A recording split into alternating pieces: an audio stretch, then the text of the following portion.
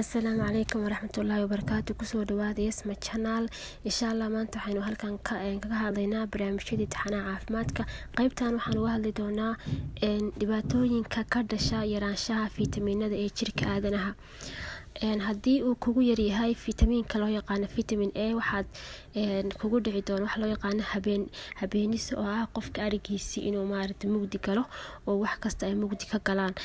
Qodobka labaad, haddii uu kugu yar yahay vitamin B1, waxaa dhici karta in neerfaha iyo wadnaha oo infection ku dhaco.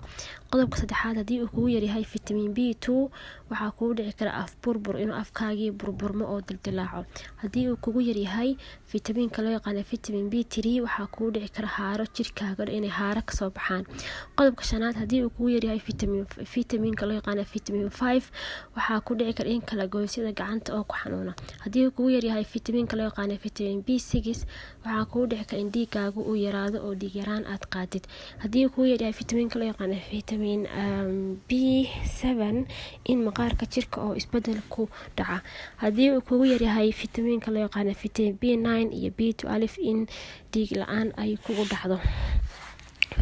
Qaybta sagaalaad, haddii uu kugu yar yahay fiitamiinka loo yaqaan vitamin C, waxaa dhici kara in biijo ama cirid dhiig aad yeelatid. Haddii uu kugu yar yahay fiitamiinka loo yaqaan vitamin B9 ama vitamin D, haddii uu kugu yar yahay, waxaa dhici kara in lafahaaga uu noqdo xoosh ama lafo bololay camal ama jajabay.